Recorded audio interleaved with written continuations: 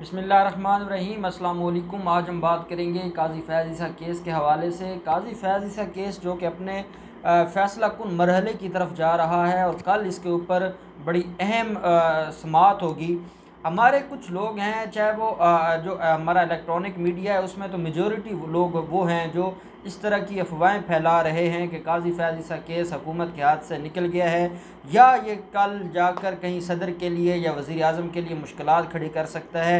और फिर हमारे यूट्यूब पे भी बहुत ज़्यादा लोग अब इस तरह के आ गए हैं जो इस तरह की गुफ्तगू कर रहे हैं कि काजी फैज़ ईसा केस हुकूमत को लेने के देने पड़ गए हैं। और कुछ तो ऐसे भी फ़िलासफ़र्स हैं जो काजी फैज़ ईसा केस को डायरेक्ट नत्थी किए जा रहे हैं नवाज़ शरीफ के केस के साथ, और वो अभी से ही मिठाइयाँ बांटना शुरू कर दिया है उन्होंने कि शायद कहीं काजी फैज़ ईसा केस अगर रेफरेंस खारिज होता है तो उसका फ़ायदा नवाज़ शरीफ को पहुंचेगा और वो उसका बेनिफिट लेने के अभी से ही उसका मफाद लेने और उसको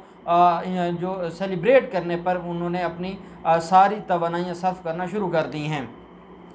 अब काजी फैज़ ईसा केस को समझने की ज़रूरत है और ये केस इतना ज़्यादा अहम केस है कि कोई भी चाहे वो ऑनरेबल चीफ जस्टिस हैं सुप्रीम कोर्ट के या हमारा जो इस वक्त का ऑनरेबल बेंच है जो 10 रुकनी बेंच इसको सुन रहा है, ये इतनी आसानी से नहीं ख़त्म होने वाला और ना ये इतनी आसानी से ये किसी एक साइड पर जाने वाला है। उसकी वजह क्या है? उसकी वजह यह है कि यह सदारती रेफरेंस है। सदारती रेफरेंस जब फ़ाइल होता है, फ़ाइल होने के बाद उसके ऊपर प्रिलिमिनरी उसको जब हम कहते हैं कि तब किसी भी मैटर में शोकास जारी किया जाता है जब उसको उसके अंदर कोई मटेरियल ऐसा नज़र आता है जो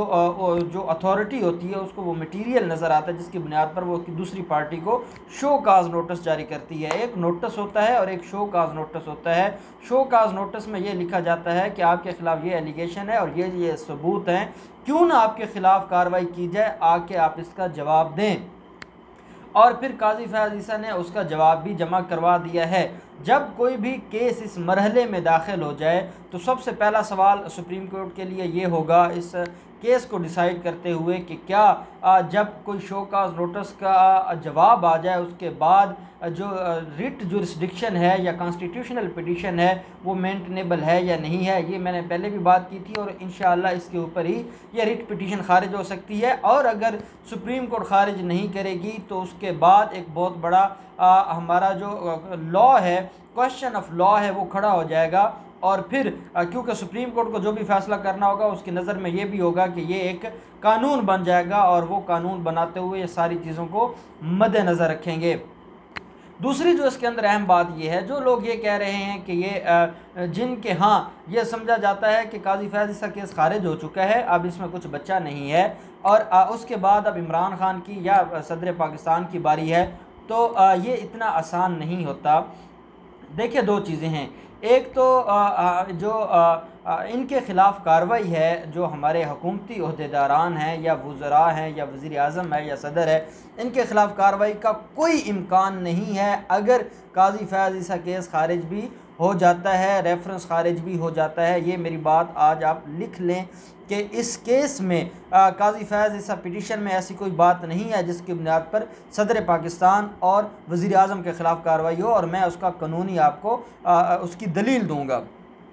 अब होता यह है कि जब अगर काजी फैज़ ईसा ये कहते हैं, उन्होंने एक तो इल्ज़ामात की बारिश की है, कोई एक इल्ज़ाम तो नहीं है, एक बदनीति का इल्ज़ाम है, फिर वो फैज़ाबाद धरना जजमेंट को ले आते हैं, फिर वो टाउट जैसे अल्फाज में इस्तेमाल करते हैं, वो सारी चीज़ें आपके नॉलेज में हैं। अगर अब इनके ऊपर एक ही वजह है जिसकी बुनियाद पर कार्रवाई हो सकती है और वो है बदनीयती अप्रूव करना या बदनीयती को साबित करना, प्रूव करना, ये सबसे बड़ा काम है। अब अगर तो काजी फैज़ ईसा ये बदनीति साबित कर देते हैं, क्योंकि बर्डन ऑफ प्रूफ आ जाएगा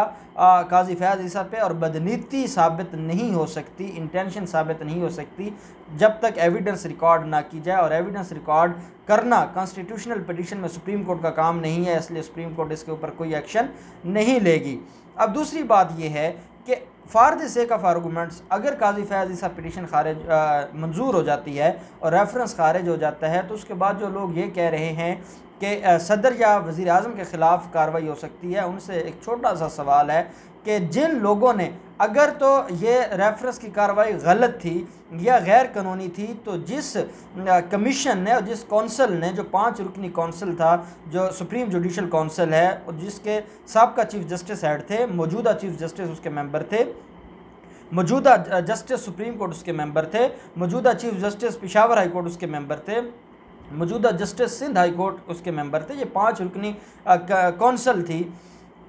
अगर वो रेफरेंस गैर कानूनी था और उस रेफरेंस के अंदर कोई चीज़ नहीं था, तो पहला सवाल फिर ये उठेगा कि जिन 5 रुकनी सुप्रीम जुडिशल काउंसिल के मेंबर्स ने जस्टिस सुप्रीम कोर्ट को शो काज जारी किया है, फिर आप उनको किस खाते में लेकर जाएंगे? अगर आप सदर और वज़ीर आज़म के ख़िलाफ़ कार्रवाई का सोचेंगे तो पहले आपके सामने आएगा सुप्रीम जुडिशल काउंसिल, जिन्होंने वो शो काज जारी किया है, जिन्होंने उस शो काज के ऊपर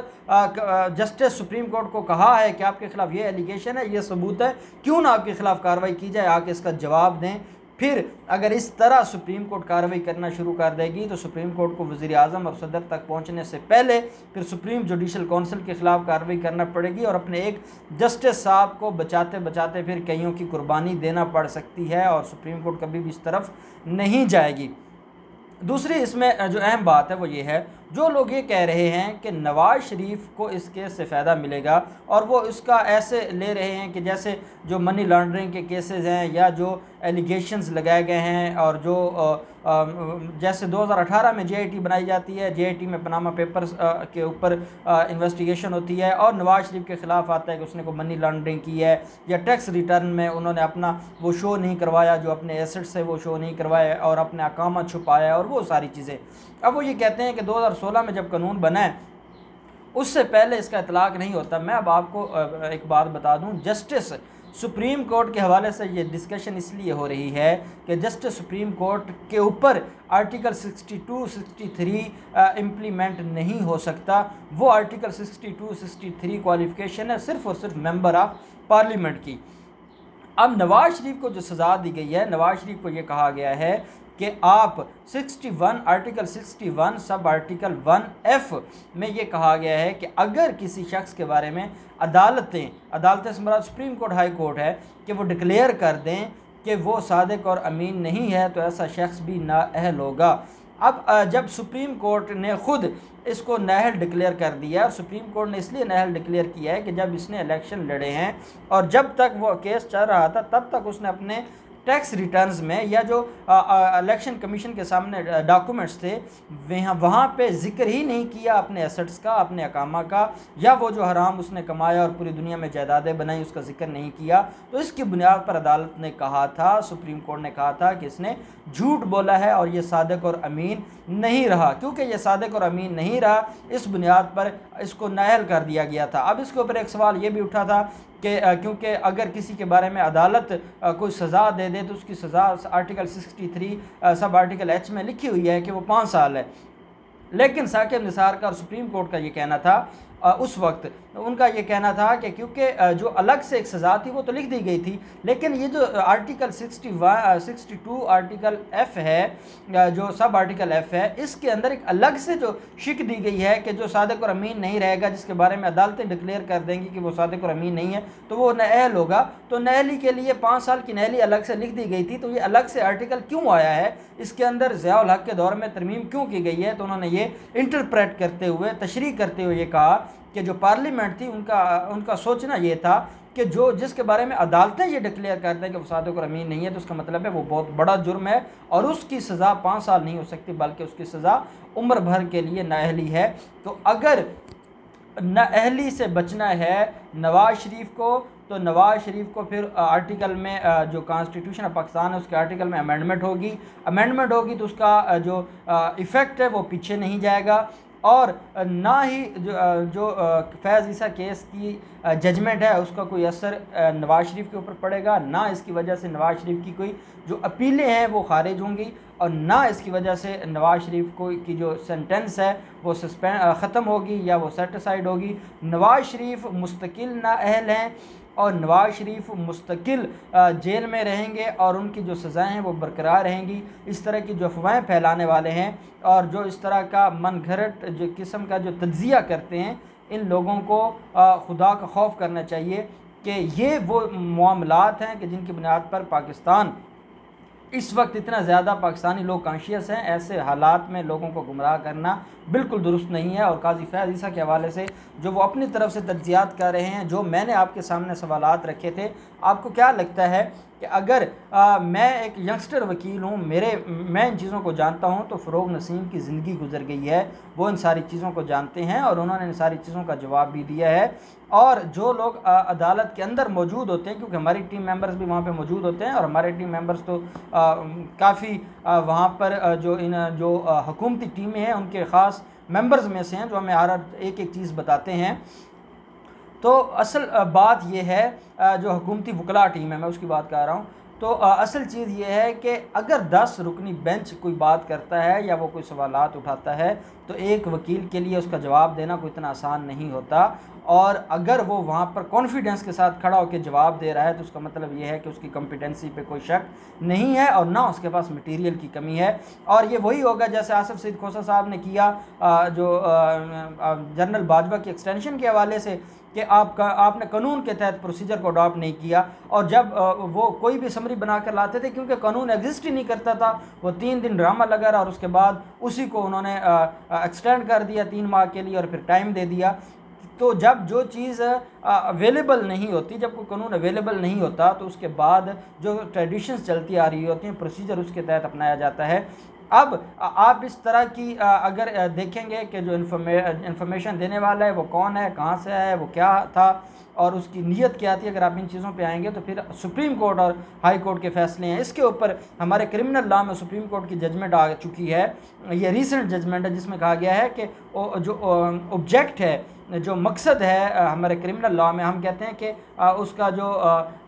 केस करने वाला है या जिसने कोई कत्ल किया है, उसका ऑब्जेक्ट भी सामने लाया जाए, उसका ऑब्जेक्टिव सामने लाया जाए। ऑब्जेक्टिव को उन्होंने कहा है कि वही रेलिवेंट है,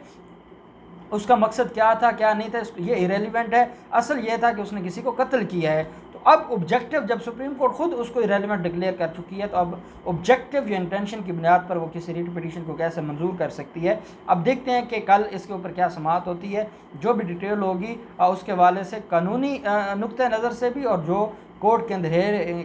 अंदर हेयरिंग्स होंगी उस हवाले से भी आपको आगाह करेंगे। बहुत शुक्रिया।